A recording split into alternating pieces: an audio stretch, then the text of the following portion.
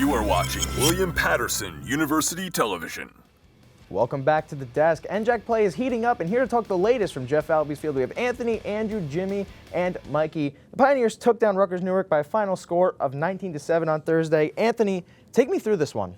Mark, I felt like I was watching a football game yesterday. Yeah. We're going to take a look at the stats right here from the game. You look at the final score, 19-7. Pioneers had 19 hits to Rutgers Newark 15, 3 errors for Rutgers Newark, 0 for Pioneers, 7 extra base hits for William Patterson, 6 extra base hits for Rutgers Newark, and Pioneers stole a couple bags. Rutgers Newark stole 0. A lot to take away from this game. Pioneers really, they hit with runners in scoring position. Steve Yellen hits a huge grand slam. Yeah. Dan Carter hits a bomb that I don't think has landed yet. It landed all the way on the softball field. It was absolutely destroyed. And then good pitching all around. I was really happy with what Matt Lawler was able to do on the rotation. And then Dan Castaneda was able to close the game out as well. So a very good game all around for the Willie P. Yeah, a game that I was on the call for. Very exciting to call. Mikey, what do we see from this game? Honestly, you just want to see the bats be alive. 19 runs. There's not many times you're going to lose when you score 19 runs, honestly. Especially with Dan Carter hitting bombs like that. Absolutely. Andrew? I mean, it was really just dominant. I mean, 7 extra base hits. We saw it, 5 doubles. And the bats, they're just on fire right now. They had that little, that 4-game skid, but now they're back 3 in a row. And now they got some tough NJAC games to win, but looks like they're going to be able to do it. Jimmy, what do we see from this game? I mean, I know it's nice to have nice statistical breakdowns, but sometimes you just got to be blunt. This is varsity JV. This was a lion playing with its food. I mean, Rutgers Camden, Rutgers Newark comes to town. It's an expected W, 19 runs. I mean, everything was on the barrel. They were making errors. It's just a tale of two classes. Absolutely. And, wins like that are hard to come by, but, something that helps is when you have players outside of your usual suspects, your Carson Weisses, your Steve Yellens, your Colin Lombardos, stepping up and really playing well. I just want to say, Mikey, who do you think outside of those usual suspects has been stepping up the most? I'm going to go with Neil Teledevara. I got to see him because I was on call for one of the games, but in his last 2 games, great appearances. He has 13 innings pitched on the year, 8 strikeouts, 6 walks in 13 innings.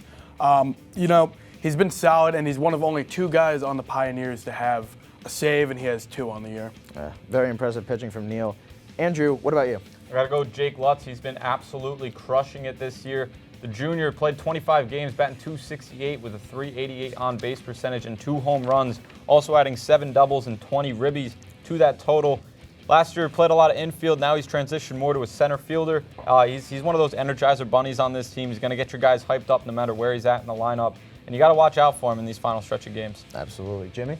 Yeah, I'm going to go with another pitcher, Matt Lemieux. 2 of his 3 last times on the mound, he's allowed 3 runs or less. He's got 4 games started in the season, 26 innings pitched, 8.4 ERA. Hope to bring that down. 13 strikeouts on the season, much more of a pitch-to-contact type of hitter. Doesn't walk too many batters. But, last 2 games, 6 or 7 innings apiece.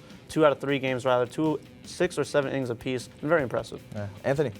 Pitcher, hitter, pitcher, hitter. I'm going with Ruben Pino. He has been absolutely amazing in the time that he's played. He's a sophomore hitting .250 with an OPS of .675. An on-base percentage, though, of .375. Has 2 RBIs, and those 2 RBIs came, Michael, me and you were on the call for this game, comes in off the bench, hits a 2-run double, a huge 2-run double to put the Pioneers up against TCNJ. Pioneers would go on to win that game, so he's really stepped up as of late. Now, speaking of the TCNJ game, and as well as the Wilkes University game that they won in back-to-back, they had lost 4 in a row. Jimmy, they've been righting the ship, but what do you think is the main reason for that? Well, the main reason for that is getting out and scoring early. In each of their last 3 games, the Pioneers have scored 2 runs in the first inning. Scoring early, getting out in front, making lives easier for that pitching staff and the bullpen. Yellen, Carter, Weiss, Lombardo, that top 1 to 4, and then guys coming off the bench producing as well. You get out in front, it makes life, especially at home, and Jeff Albies a lot easier. Anthony? Speaking of the bullpen, I really like what they've done so far. McElroy talked about Neil Teledevara earlier. He has been absolutely great for the Pioneers so far. Came in, put the fire out in that game against TCNJ. Then yesterday, Dan Castaneda comes in and pitches a very clean couple innings to lock down the win against Rutgers Newark. The bullpen, when you have people that are able to come in after your starter comes out to lock down games, that is huge, and that's what the Pioneers have been doing. Mikey? Out of the last 6, I got to call 3 of them, and it was a huge flop. 46 runners left on, and they had 10 runs in the first 3. And then the last 3, they've had 64 runners, and 37 of them scored. You can't leave them on, and they haven't been doing that over the last 3, and that's why they're turning things around. Andrew? I got to go with extra base hits. Extra base hits have been crucial for the Pioneers. 6 of them in the win over TCNJ. Two doubles by Yellen, a triple by Carson Weiss, 7 against Rutgers Newark, including 2 home runs. And I mean, when this team can drive balls to the wall, over the wall, they're going to win games. They have 67 doubles this year, 16 home runs. Down a lot from last year, but they're picking it back up, and they're getting hot at the right time. Yeah. Guys, 13 games left in the season for this Pioneers baseball team, but a lot of tough matchups on the way. Andrew, which challenge poses the biggest threat for the Pioneers down the line? Got to go with the Route 46 rivalry, Montclair State, coming up next week. Montclair just 2-4 right now in conference play. They got swept by Rowan when they headed down to Glassboro, but the Pioneers able to sweep Rowan. So, no matter what, Montclair's always going to give the Pioneers a tough out. So, it's going to be a crucial game next week. And, right now, Pioneers at 6, Montclair at 9th. It's a big matchup for both teams if they want to move into the playoffs. Mikey, biggest threat for the Pioneers. Rutgers Camden, they have a really good pitching staff. I know we have great batters, but they got 3 guys that stand out for me: Ethan Carpenter, Gavin Cunnan, Jacob Brennan. All 3 of them are over 17 innings each, and they all are flirting with 1 as a whip, just like straight up. And, they account for more than half their wins, so if we have to see them, it might be a little tough. Anthony. Yeah, I'm going to go with Stockton.